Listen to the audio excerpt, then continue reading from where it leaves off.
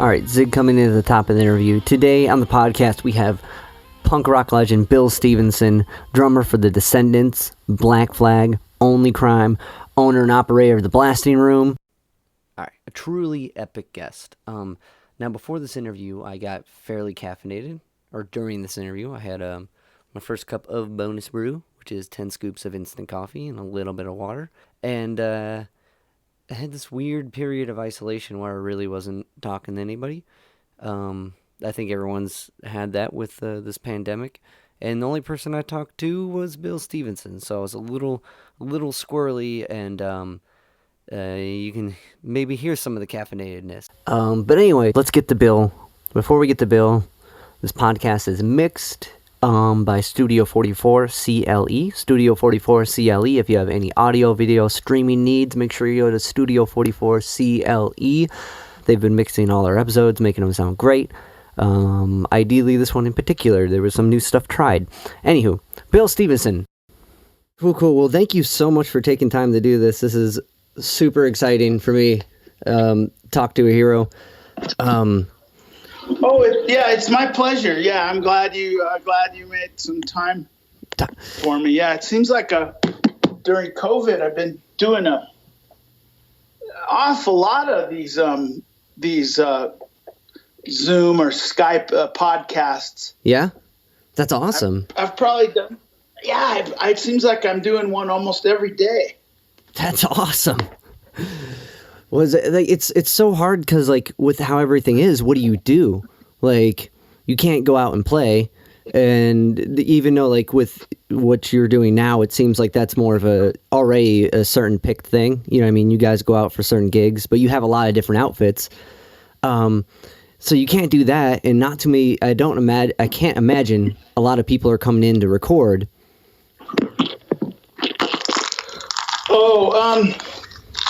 Yeah, the studio has still been really busy. That's awesome. For me, to be honest,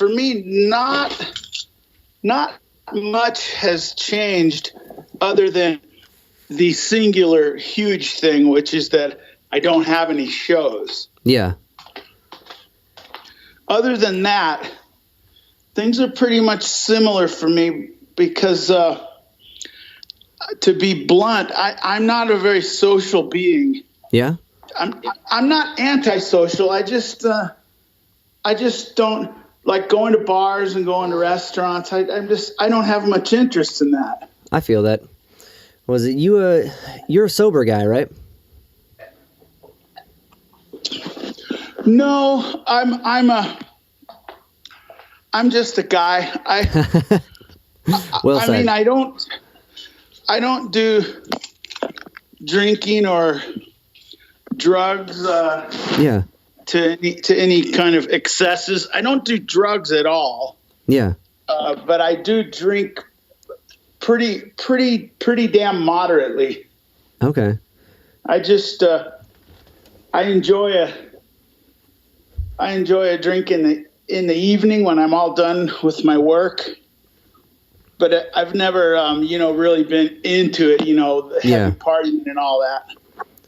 Well, I imagine running through the punk scene like that, like it would be either you do that path or you avoid it. And it seems like, has it always been that way, or is that? Yeah, when I was young, I kind of was more on the avoid it, stay away from it, make fun of people that drink. That when I was younger. Yeah. But in my mid-20s, I found a liking for just moderate drinking, and then that's kind of where I've been the whole time. But it was pretty rampant with drugs. With drugs, I never, to be really honest, I think the reason I stayed away from all of it is because I have compulsive tendencies. Like let's say I did try cocaine or something. I mean, if my compulsions toward overeating or drinking too much coffee or being a workaholic, if those same compulsions manifested themselves while I was taking some kind of narcotic, I would probably kill myself within a year from just doing too many drugs. So I just recognize it as something I just always should stay away from. Yeah, well, and knowing yourself like that's a huge thing, because I don't know, I don't drink and I don't smoke, and I've kind of fallen into that thing like it's just not for me. And like everyone's like, well, you have a problem? What'd you do? And I realized now I'm asking the same thing, because like I've never I'm like, yeah, it's just not my thing. I don't know. And like I kind of have that same compulsive thing. Like if I'm working on something, it's like, this is it. I'm only going to do this. I'm going to figure this out. I'll get back to you in a week when I know how to play this lick or whatever. And like, so if that's the thing with something I enjoy, if it's something my body thinks it needs, I relate to that compulsion. Was it so in honor of this chat, I made my first bonus brew, my cup of mud, 10 scoops, and this is pretty gnarly, man. I don't know how you handle it. Oh, funny, yeah. Well, so at the time, this was like 1980, 81. Espresso or cappuccino or any of that, it wasn't really readily available. If you wanted that, you had to go into, certain Italian restaurants would have an espresso machine, but it wasn't, it wasn't some. So when I created the bonus cup, I thought I was inventing espresso. I mean, I didn't know there was such a thing as espresso. I just knew that my two fishing partners, my commercial fishing partners, who would fish with me at night and then after going to school in the daytime, that they were taking amphetamine, jeez, and or crystal meth and or coke. Damn. And I didn't want to. Again, I just didn't think I should get into that, so I stayed away from it. But I had to stay up all night with them, and so the coffee was my sort of compromise. But then to look at that and to say that wasn't total just caffeine addiction, it would be a lie. Yeah, I guess if you're going to have an addiction, it'd be caffeine might be a little more better than methamphetamines and coke. Yeah, but so I thought I had invented. I was a dumb, naive kid. I grew up in the suburbs and at the beach in LA, and I didn't know anything. So I thought I had invented this new thing. But then, several years later, I realized that you can get espresso and cappuccino and all that. And then, of course, nowadays there's espresso on every street corner, Yeah. Did you go back to it? Do you stick to the bonus cup, or do you partake in what's readily available? No, well, I have an espresso machine in my house here. It just makes wonderful coffee. But I'll do bonus cups if I'm somewhere where I just can't get a decent cup of coffee or enough of it. I'll just take a whole little jar of instant coffee and just dump it into a cup with water. But I do them like in desperate times. Yeah. It was kind of funny. I did that one for Alternative Press. Oh, the video. Yeah. Yeah. And that was the first one I had in a long time. And I got so much work done that day. Well, that was thick. I thought I followed the steps to make one for today, and it's not the same. It's not the same consistency. So I don't know what I did wrong, but even you said 10. You said 10 scoops. 10 of teaspoon scoops of instant coffee. Folgers. Yep. And then water and milk and sugar. I put milk and sugar in it, but I can't see it. It's too dark. It's so really, if the mud, how muddy it is, just depends on how much water you put in. Okay, I don't think I put that much, but I'm all right with it being more liquid. Yeah, you need it just on the liquid side of muddy, because otherwise, how do you drink it? Exactly. Then you're eating it. Yeah. Do you ever mess around with the cold brew stuff? And the nitro cold brew, have you ever dived into that? Yeah, this is interesting. Okay, I have had cold brew coffee, and I have several really close friends that swear by it. Yeah, and they say that it's got 1 million times more caffeine and all this stuff. But I don't exactly know what is going on. But I guess for me, there's a heavy like placebo effect or psychology effect with the hot cup of coffee. You get a little sweaty while you're drinking it, and it's like it heats you up. It makes you hot. And for some reason, without the heat on the coffee, it just doesn't seem to have the same effect on me. But I'm of course completely willing to admit the fact that obviously smells of some sort of placebo effect. Yeah. But I mean, I'm just telling you how it works for me, which is that I don't get a lot out of the cold brew. I like a hot cup of coffee. Interesting. In the summer, I'll drink iced coffee. Yeah. And it's the same way. It just doesn't make me feel the same way. I've talked to, and I've talked to like my guys too. I think they all, like Carl and Stefan and Milo and we've talked about, and I think they're all kind of the same way. For optimal thing, like before we have a show and stuff, it's got to be a hot cup of coffee. Interesting. I guess it makes sense because there's like a thing with the smell. With cold brew, you don't really smell it. That has to activate something in your brain that's like go time. I honestly don't know. I realize that what I'm saying is kind of bullshit science, but that's just how it is for me. I don't know. A scientist.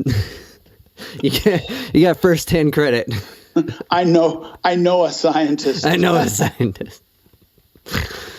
But like it makes sense. I don't know. Cold brew for me, like for singing, I get bad acid reflux with like too much hot coffee. So cold brew works for me in that sense. And like the hot coffee gives you acid reflux. Oh. Yeah. Like it makes me really phlegmy and stuff, and like for singing, not ideal. Well, when you say phlegmy, do you put cream in your coffee? Yeah, sometimes.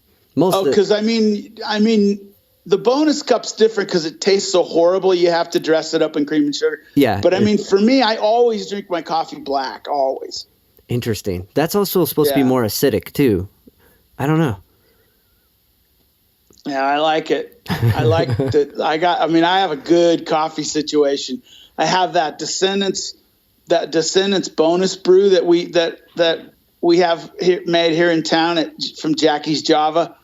And the Descendants bonus brew, and then I run that into my espresso maker that Milo bought for me about 4 years ago.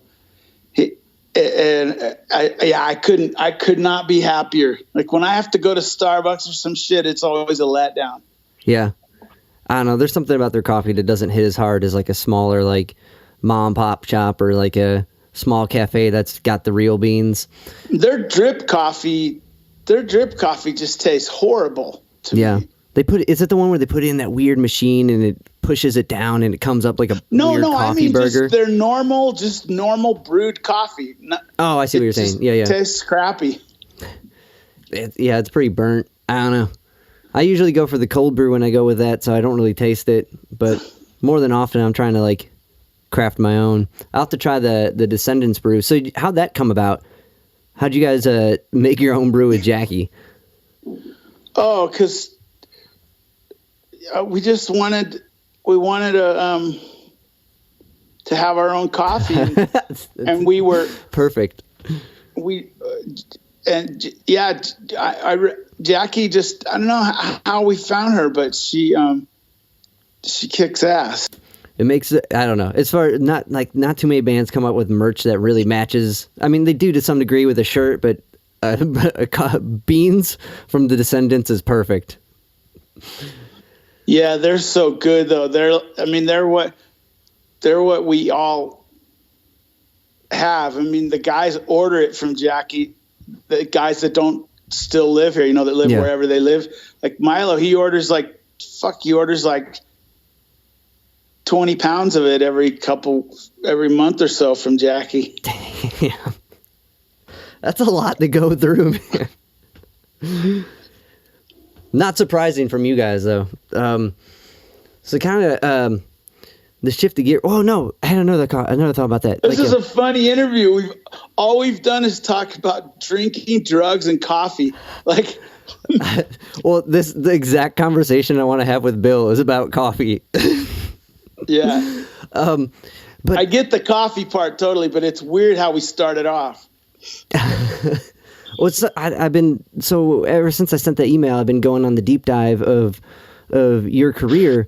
And I just found that fascinating that for as driven as you are and for as like all these projects you've been in and how you kind of forefront it from behind the band, like the drive that the mental space it takes to be in that, to drive that type of boat, to drive that ship it's nonstop. You're handling all the press, you're handling booking the gigs, you're calling the venue, you're putting the bill together, you're writing the music, you're recording the music. Like, it makes sense that you would be over-caffeinated, underslept, and Ray the Rock. Like, there's no way you would be able to, like, fuck around with other things and have the same type of output and drive that you do. Which makes, I was going to say, 10 cups of espresso per gig. I read that somewhere, too. Is that just the norm? Or is that, like, a special occasion for a crazy type of gig? That's kind of what it's come to. Maybe when I was younger, I could get by on less, but okay, I'm 57, and one day you'll be 57, and then you'll be trying to do things that you started doing and kind of set the mold or template for doing when you literally were a teenager. And then now to be trying to do that same activity on the drums at 57, I really do have to be wired out of my mind, or I simply can't manage some of the drum parts. Well, it makes sense because some of them are bonkers. Just even the tempo of some of the old Black Flag tunes. You're doing that with Flag. Like, that's got to be a trip to kind of go back into that mental space of when you were a teenager. Yeah, so I usually do drink a lot of espresso. When we're on the road, what I do is after sound check, so at about 5 p.m. Yeah. I go wherever is near that, and I have a little thermos that's like it holds I guess it holds maybe 14 ounces. Yeah. Oh boy. And I just go to, let's say the only thing near is a Starbucks or whatever there is, whatever. And I just have them fill that thermos with espresso. And then I seal it. And then I go after sound check. I always take a nap. I've been doing it since I was 18 years old. I take a nap. And then when I wake up 90 minutes before we play. So say I wake up at let's just say I wake up at 9 p.m. Yeah. And then I drink that whole thermos full of espresso.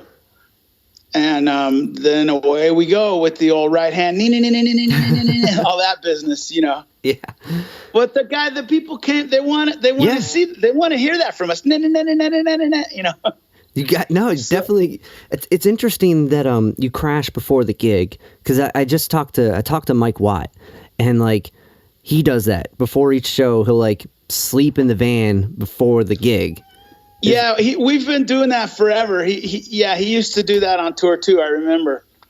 But also, who does it? I found out recently, is Clem Burke from Blondie. Huh. No way. I somehow ended up I don't remember how I got in that conversation, but it's like, he takes a nap after sound check. He's been doing it the whole time, the whole Blondie career. And now when people give me shit for doing it, like, what's up, old man? Well, first of all, I've been doing it since I was 18. I've been taking a nap after sound checks since I was 18.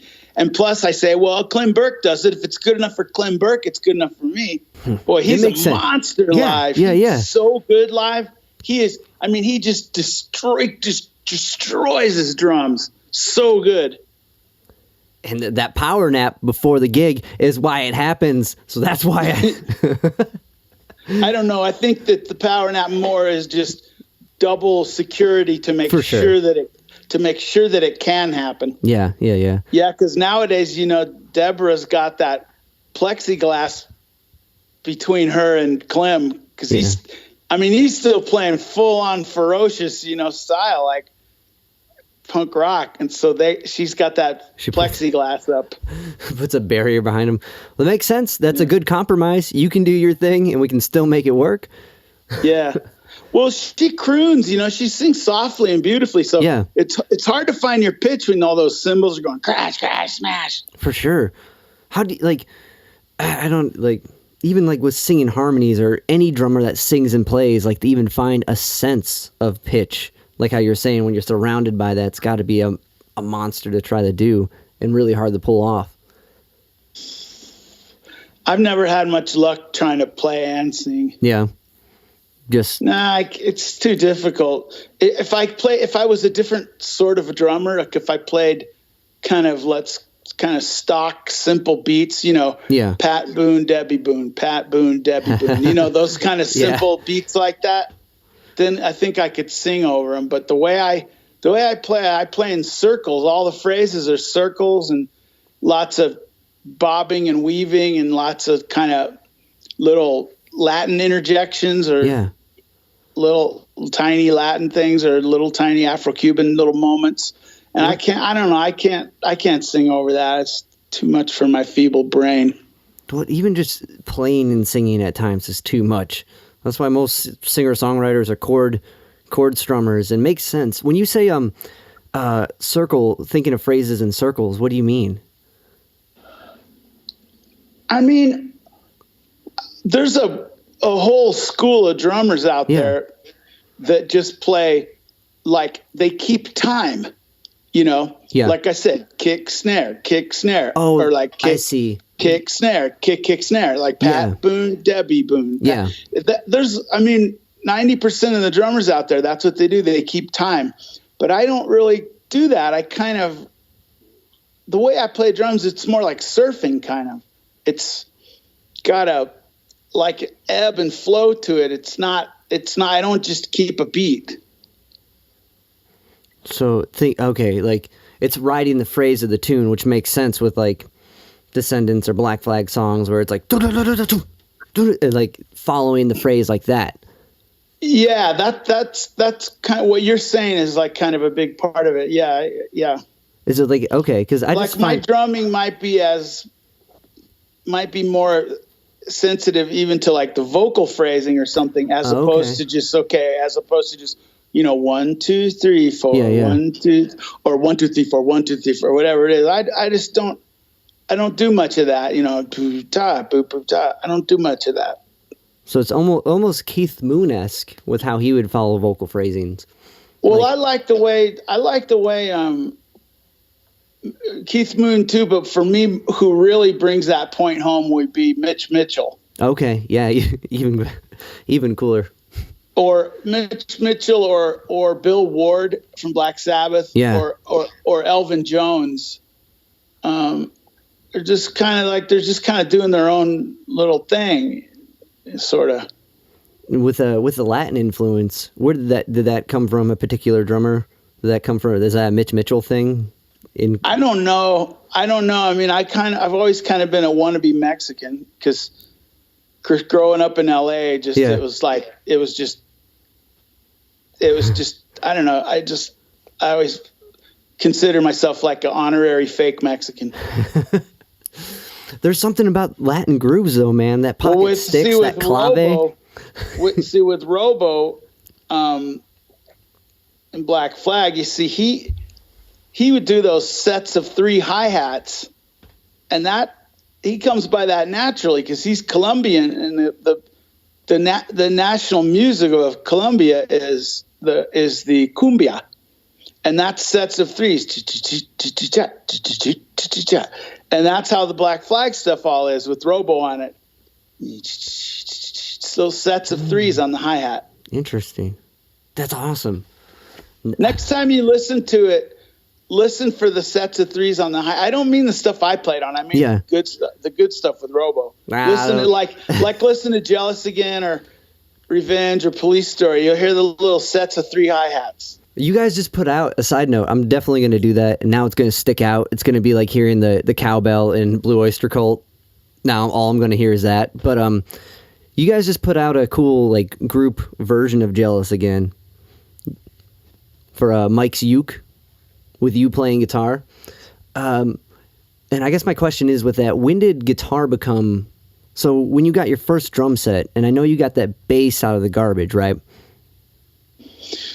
Yeah, it all came together for me in just probably a 3 or 4 month period. I first I just had the snare drum, but then once my dad bought me that used drum set, then right around that same time, my mom gave me this acoustic guitar that belonged to my grandpa, and then the neighbors had that hollow body bass in the trash. So I started playing bass and guitar. In my life, I've played, in terms of practicing alone.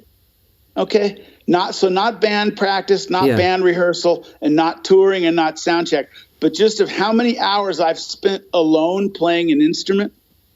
It's for sure way more guitar, way more, like 10 times more guitar. Yeah. And then probably the bass, not as much. The bass would maybe be half as much time as the drums. Okay, that makes sense. But I used to, for years and years, I played guitar several hours a day, every day. Wow. It makes sense because it'd be easier to kind of practice than drums. And like, it seems... Yeah, I don't like to hear drums by themselves. It's not nice for me. Yeah. And as like a songwriter, I'd imagine hear more of where a song's going to come from like a chord progression. You can hear a melody more clearly than you could on a kit. I love it. I'm surprised I've never gotten good at piano, because I do love a piano. Piano's the ultimate instrument, I think. Yeah. It's interesting because it's laid out in a different way. Like with guitar, it's like you got these notes organized in fifths and fourths, and then you got that third on the B string, so it throws everything off. And it's like this weird staggered, like you're looking at these blocks, but like on a piano, it's all laid out, and it's like you're looking over a hill and seeing all the streets or something. Like you can see the path for everything. Yeah, like all of the notes are more conveniently available. Yeah. And more voices, because you can make voices with 2 hands. Like the hand that chooses the note is also the hand that plays the note. Yeah. With the guitar, your left hand chooses the note and your right hand plays the note. But with piano, it's both hands. You can, get huge chords. I mean, great, huge chords. And when I was in my 40s, I fancied myself growing old with like a beautiful piano and a little bit of scotch, neat scotch sitting on top of it with some music sheets. I fancied myself ending up like Cole Porter, but it hasn't happened yet. Not Louis Prima? Well, yeah, Louis Prima, but for me, Cole Porter, I'm infatuated with Cole Porter. I can't even imagine what it would have been like to write that many amazing songs. Yeah. So when it's kind of tied into writing, when you guys do harmonies, do you plunk stuff out on the piano ever, or is it always guitar based, or like in the studio one note then hear another? So do you mean vocal harmonies, or yeah, do you mean vocal harmonic harmonies, relationships between bass and guitar?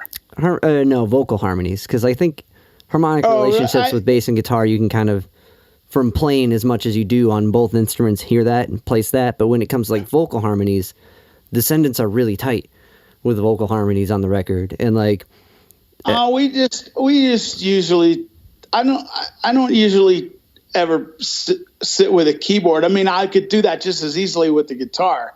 Gotcha. If it's like, okay, he's going to hit a C and I'm going to hit a E, the other guy's going to hit a G. Okay, here's what that's going to sound like. You know, that's a C major. Okay, but really, I mean, I don't even really do that with the guitar. I usually just I get an idea in my head and I'll sing it for a harmony, and then if it works and I love it, great. And if it doesn't work, is it the whole part that doesn't work, or is it a certain note that's clashing? You know, so then maybe I'll adjust it a little.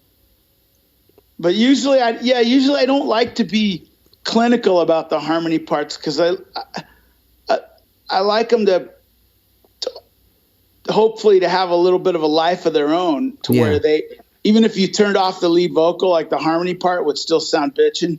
Yeah. That's tricky, especially with like more heavier music with a lot of different, like when you're playing bar chords or something, when there's not like a tonality, right? There's no third, or it's not major, it's not minor. It's just like a 1 and a 5. So the harmonies can be bar chords have a third in them. You mean power chords? Which don't have a third in them. But I mean, a good percentage of our music is with full chords. Yeah. I mean, we use ninths, we use minor sevenths, 11ths, minors, majors, major sevenths, add fourth, you know, all of that stuff. We use all those chords in our music. Well, especially with like tunes like Enjoy, there's like that crunchy, like sharp 9, I think.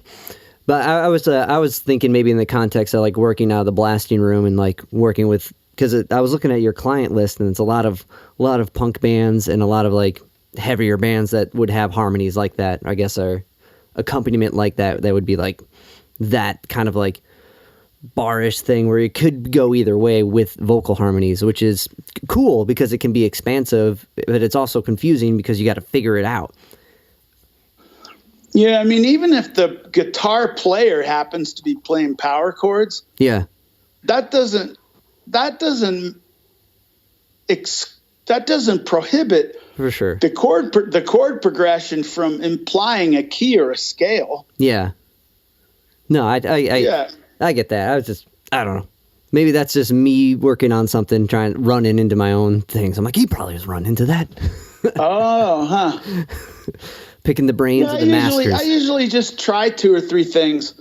Yeah. I mean, we have the luxury now. I could just sit here in my basement in my boxers and my slippers, and I could try 20 different parts on every line of every song. You know, if we're working on a new record. So we really have a lot of luxury now. Yeah. Well, you guys built that. From hitting the road. Well, what I was talking about is my basement. Oh, but like we also have the blasting room, which is the blasting room's, you know, that's a huge studio. We have 4 studios up there now. That's awesome. But I'm talking about like 6 feet from my bed. I have also a little tiny studio, which is where Descendents practice and stuff. Got it. Just sending tracks back and forth, or digital practice, or like everyone literally comes here and rehearses when we can? Well, we have a couple different ways that we practice. The way Carl still lives here in Fort Collins. Yeah. So he and I practice together, you know, and so that's bass and drums together. So that gives the solidity to the shows. That's because we live together. I mean, we're still joined at the hip. You know, when we're touring, Carl comes over every morning and we play every morning. But we play a couple different ways. One way is we practice to a matrix that is a metronome and Stefan's guitar and Milo's vocal. So, but the metronomes aren't stagnant because you know our recordings aren't stagnant. So they're tempo maps. But the metronome cruises through all the songs. You know, so every tempo is exactly what it's supposed to be at that moment. But some songs have, you know, 10 different tempos. So we practice with that matrix. So it's me and Carl live, and then the click and Stefan's guitar recorded and Milo's vocal recorded. So we play that way. But we also we have our friend Grover. He comes over and he stunt doubles on guitar. So then that way we're not playing to any artificial stuff. It's just 3 dudes in a room. Yeah. And Grover's actually been our stunt double at practice for 10 years now. Has he gigged? Has he filled in? He hasn't filled in, but he's played like encore songs with us before. That's awesome. But he, you know what he did do is my other band, Only Crime. Yeah. Grover played a couple Only Crime shows because one of our guitar players was having a baby, and the baby came right when the shows were. So Grover played a couple Only Crime shows. Was he prepped for it? Is he the fill-in for that too? He pulled it off. We gave all the real hard guitar parts to the other guitar player, Matt Hoffman. So no, it was fine. That's just problem solving like that. To some bands is it's stop. You know what I mean? Like that's okay. We can't do the gig.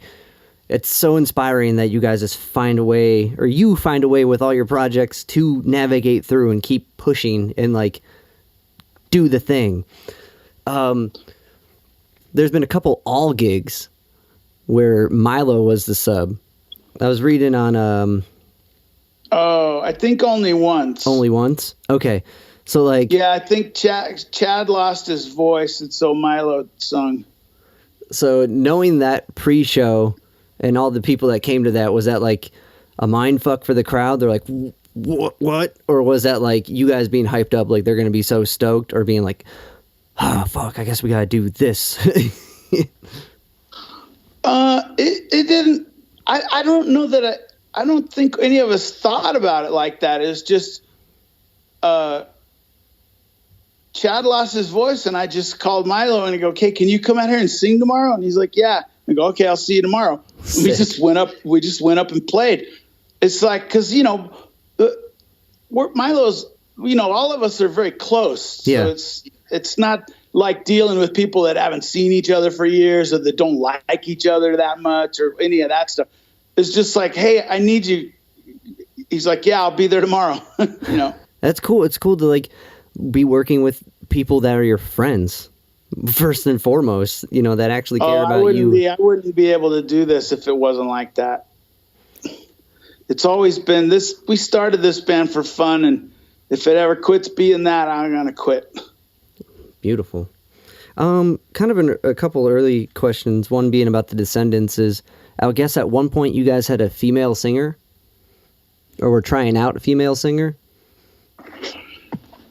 Cecilia or something. Yeah, we had a few people for like really short-lived little things, a matter of months. Yeah. And no recordings or anything. Yeah, Cecilia was one of them. Yeah. And well, he just didn't pan out. No. I don't even really remember, because some of those things were so short-lived. Yeah. That I honestly don't remember I can't remember much about it. Well, with as much as all these groups you play in, as much as you push, like I can't imagine small details like that. Also, I kind of want an early influence on you question. Kiss. Was Kiss an influence? Me and my buddy in high school, this is when I was 14. Yeah. We won tickets on the radio to go to the filming of the Kiss movie called Kiss Meets the Phantom of the Park. And it was at Magic Mountain, which Magic Mountain is now part of the Six Flags chain. Yeah. So it was at a Six Flags. So sick. We went to see Kiss, and we sat there in the front row, and they played. They played for hours and hours, and then sometimes it would just be Paul up there playing, and they're shooting video, or sometimes it would just be Paul and Peter Criss, and it was for hours and hours and hours. But yeah, I'm right there right in the front in like kind of a goldenrod colored shirt, yellow orange. That's sick. Was seeing that process something that made what would be later your career like makes sense, and kind of accepting that if you're going to get the thing right, you got to do a million takes to get it, even though it's like a film thing. So it's a different thing, but just the idea that seeing this over and over, it's all not just one thing. It's, I've always kind of been a bit of OCD or perfectionist. I certainly didn't learn that from Kiss. if anything, as far as learning how to implement that in a rock band context, how to implement perfectionism, really, diligence and that kind of thing. I probably learned that more from the Black Flag guys. Gotcha. Because that ship they ran is like reading Get in the Van and hearing Rollins stories, man. That's an intense environment to be in. But that just was the environment. Then you weren't going to get anything done if you weren't totally dead serious. Yeah. Output with those guys is insane. The amount of albums that came out in the amount of time you were in that band, which is a lot, but compared to some other things, not as much. And like the amount of output from those years is insane. Yeah, but I liked all the early stuff. I liked the Nervous Breakdown EP, the Jealous Again EP, Six Pack EP, and the Damaged album, and then also the Everything Went Black album. That's what I like. I like it with Robo and Chuck and Greg. That's my favorite. I mean, all of them are bangers. But I mean, the first one you did was Minute Flag, and that's a banger too, man. That's such a cool combo. No, the first one was My War. Oh, My War. Well, the first one was a 7-inch single with 2 songs on it. I've Got to Run and My Rules. Oh, okay. Yeah. But then My War was not so long after that. And that for a lot of people, for Black Flag, that was kind of a controversial record, side 2, being not as punk or whatever. And that Minute Flag kind of going, because one of the early Descendents gigs was with the Minutemen before the Minutemen, right? What was their name? The Reactionaries. Yeah. So you guys have kind of circled with Watt a lot. The scene was very small then, and we were Minutemen, Descendants, and Black Flag all had one thing in common, which we were all in the South Bay. Black Flag and Descendants went to the same high school even. I mean, we were, Greg, I could throw a rock to Greg's parents' house from my house. But we all had another thing in common, which is that the Hollywood clubs really wouldn't let us play. We certainly didn't look the part. We didn't have the right clothing too, Yeah. But so we started doing our own shows and, finding these weird ass buildings and we'd nail carpet up on the wall so we could practice without the cops coming. So there's a long history there of us all sharing practice rooms and putting gigs together, charge $5 at the door, just have one of your buddies at the front with a bucket to put the cash in, and a stamp. But that makes it so pure that everyone's involved.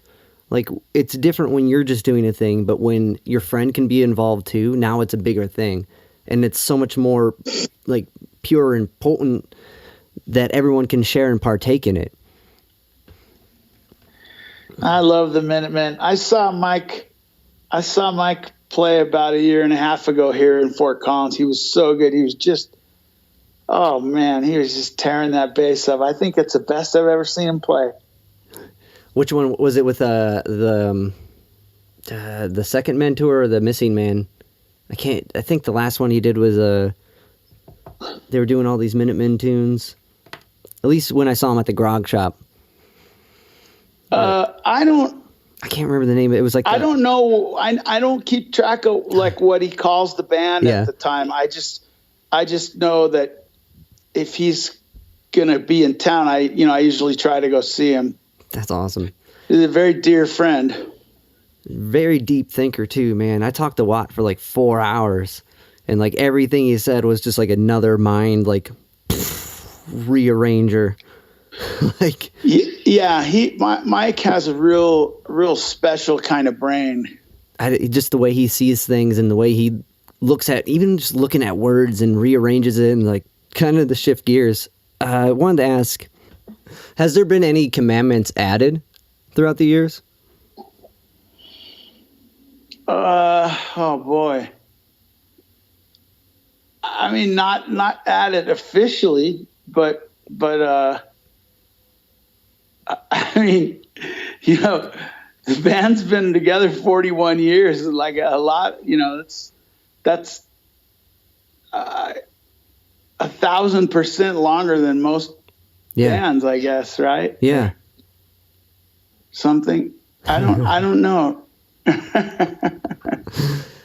Awesome. I mean, that idea though of going for all and like having like a philosophy that's so simple, but is yet so like, I don't know, finding the simple thing that everyone can latch to is almost the hardest thing. It's almost like coming out with the simple song or the melody that's not too complex that everyone can hear, and have an idea like this and just so many people can catch on to it. Like the idea of going for all is such a simple thing, but it's huge.